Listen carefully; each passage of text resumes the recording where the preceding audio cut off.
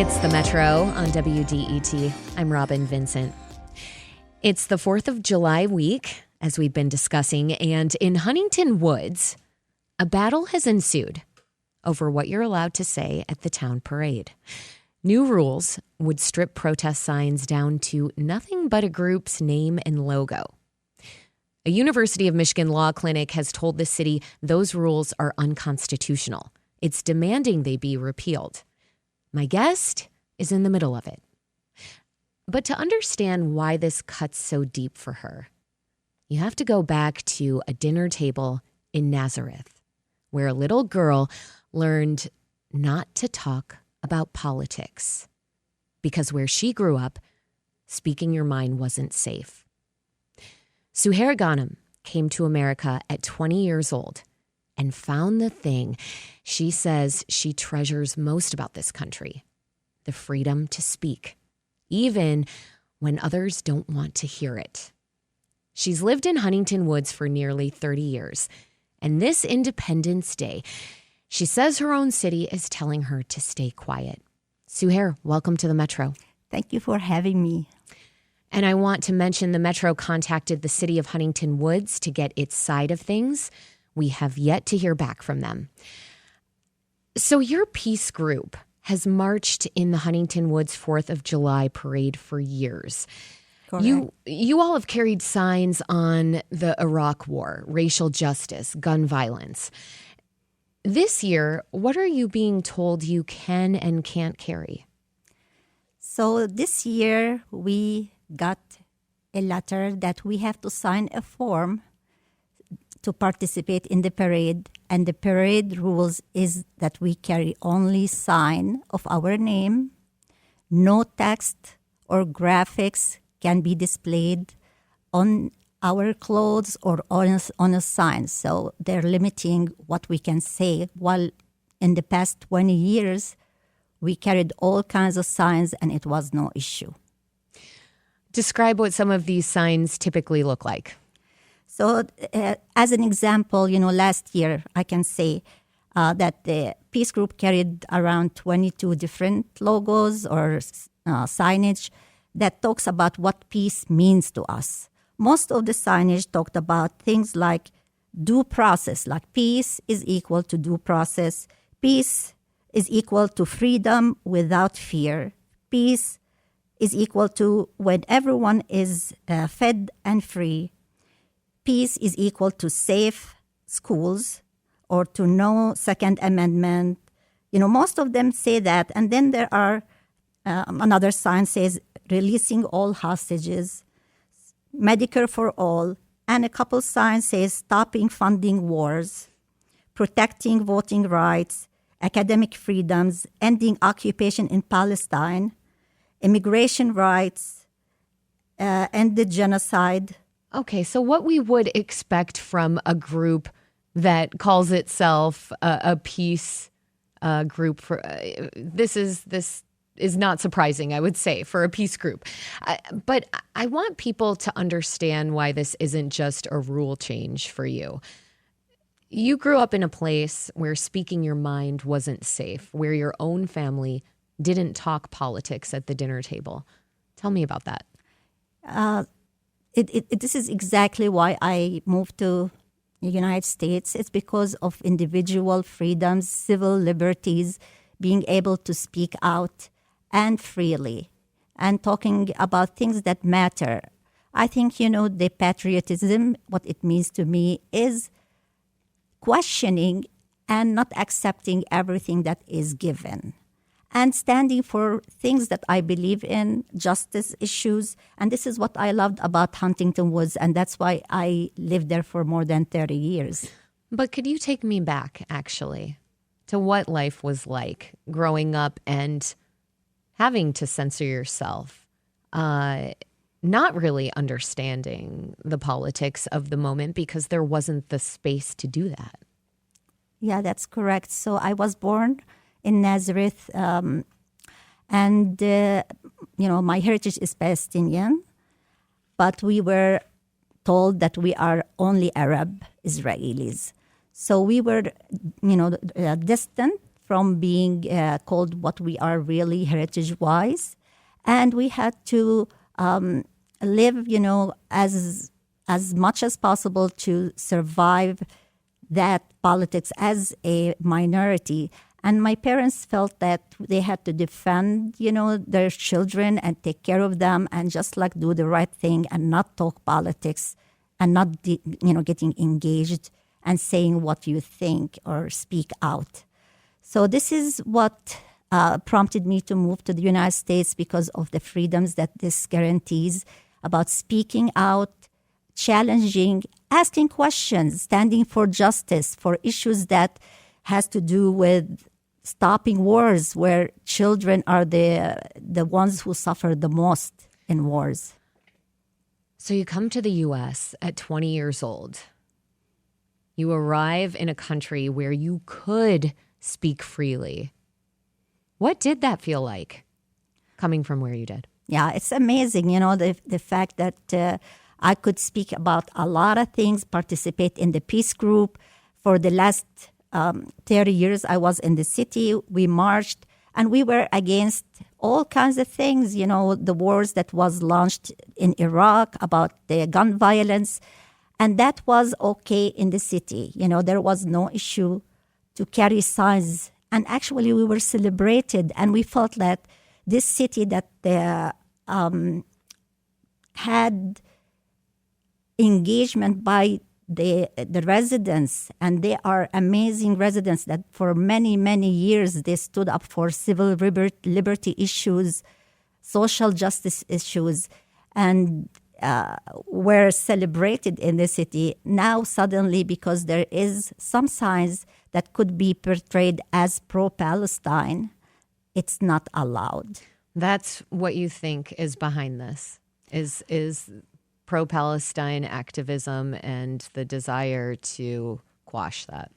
That is what is, I'm distilling, because this is not the only situation or incident or issue that took place in Huntington Woods. It has been a very busy 2 years that we had to face, and it has been characterized as not against pro-Palestine, but every time it has to be an issue around free speech on free speech to dispel or be against the war that Israel is waging on Gaza.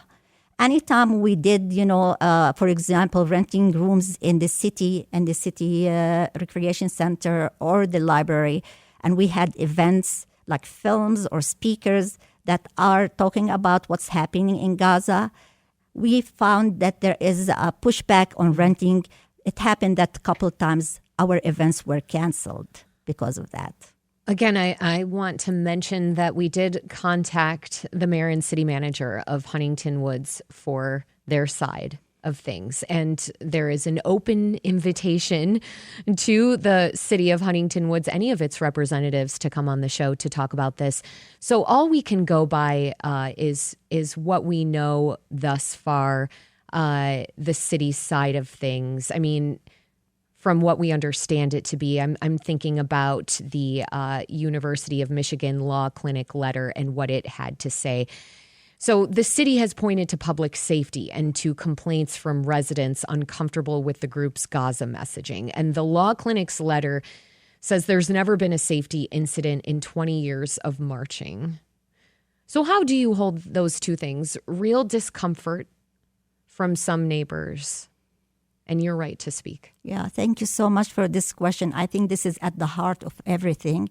And this is exactly what we aspire in the city and in the country, is to challenge, that what is free speech. Free speech doesn't happen when you all agree on an issue. It happens when there is disagreement on an issue.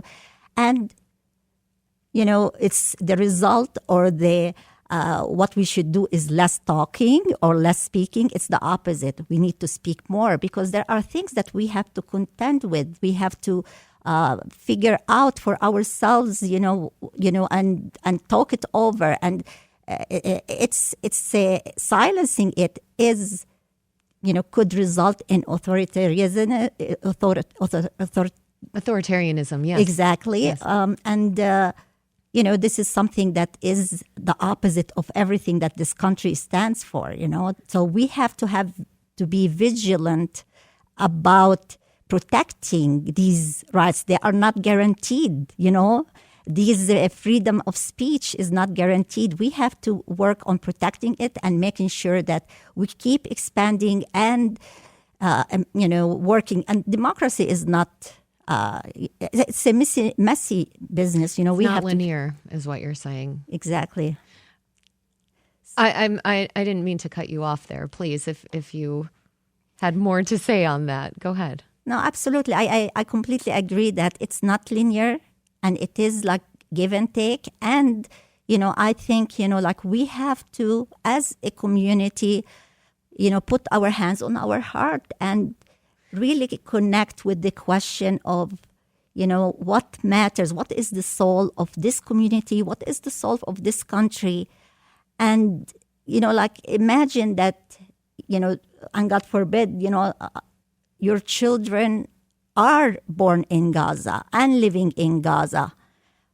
How we want to proceed, with this struggle and this situation that is not, very, very unfortunately, very devastating. So I think, talking about it and having free speech is important in the city. But you're saying that you are open to the speech that you don't agree with.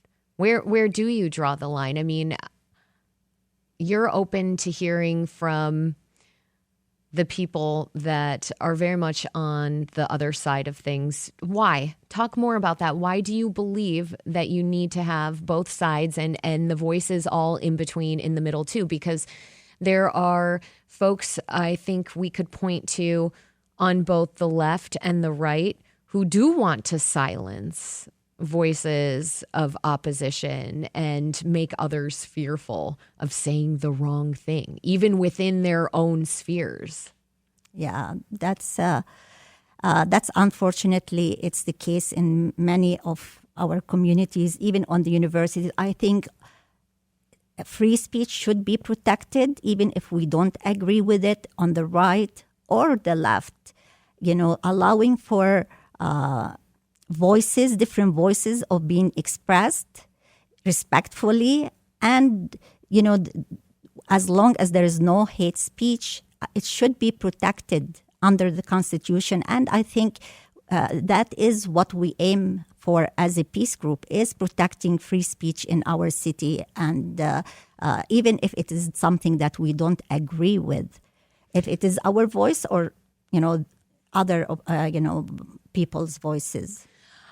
I do want to think about the Huntington Woods perspective a little bit more, especially given we're not able to have it here on the show right now, despite our best efforts. I mean, we live in a moment where there's so much division and it's unleashed on social media. And that means we're seeing it and feeling it all the time. Do you think, is there a world where it's healthier to subdue our comments and opinions when so often we're flooded with negative ones? Yeah. It is easy to just not, just follow the rules and do what is easiest. The path of least resistance, it is the easy path. But I think, if we want to maintain a democracy that we love and cherish and we came here to experience and live, we're going to have to allow to just touch on what is important in our, in our city and in our community. It's easy for, I can understand it's easy to go and want to just follow the rules and put rules and stifle free speech. And it takes a little bit more effort, but I think for the long run, it will be very good. And actually, I just want to say and give the Huntington Woods City,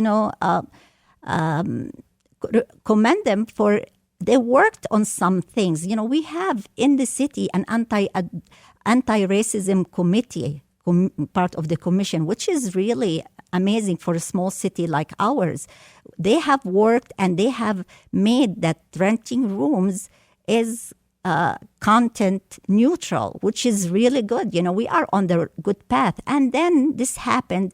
So it's like it's a democracy in progress. It's democracy in work. We're gonna have to struggle to make it even better. This is the kind of conversation and debate that we have to continue having.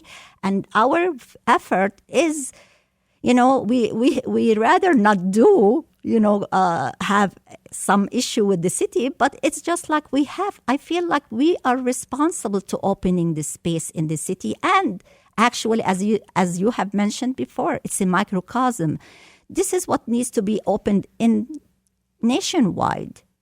Well, you're talking about, yes, in Huntington Woods, it is a place where Jewish people and Arab people are living side by side. I mean, this is something you're very used to, no? From growing up in historic Palestine in Nazareth. Exactly. And I feel at home.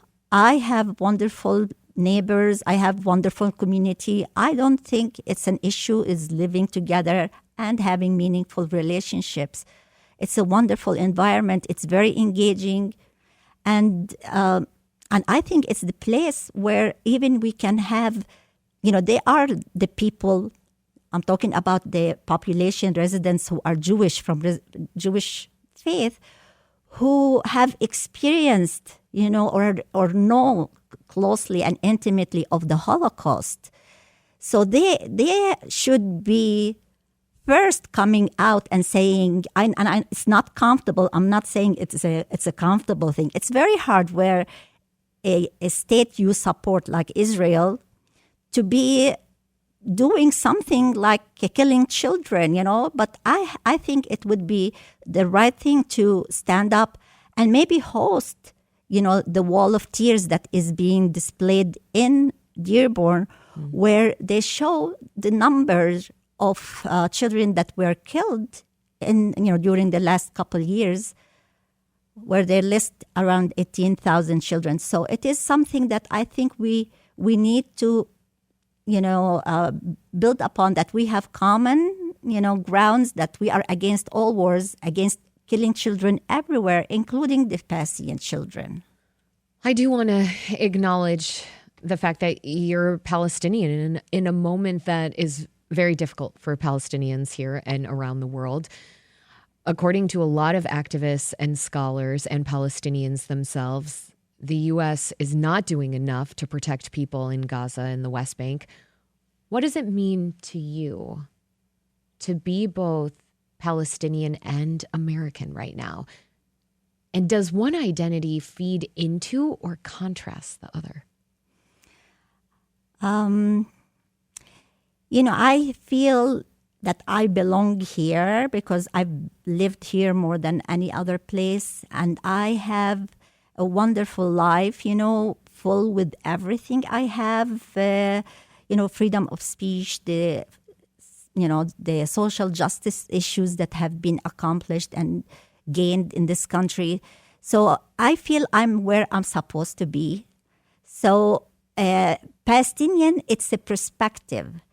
Coming from a place, like when we come from another place, you have your own perspective. And this is something that is enriching, in my opinion, to the American experience, is enriching because I lived, a place where is still actually torn by war. When my grandparents got displaced and they got separated, and then they died not meeting because of the 1948. So my grandfather... The Nakba. The Nakba, yeah, exactly.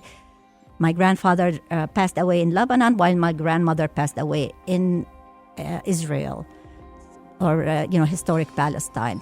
So, yeah, I have a perspective on things where, feel like justice is an important part of my identity that I carry, not just as a Palestinian, but on a lot of other issues. Justice is an important factor of my identity. Suhair Ghannam is a retired engineer and a longtime resident of Huntington Woods. She's part of the Huntington Woods Peace Group. Thank you so much, Suhair. Thank you for hosting me.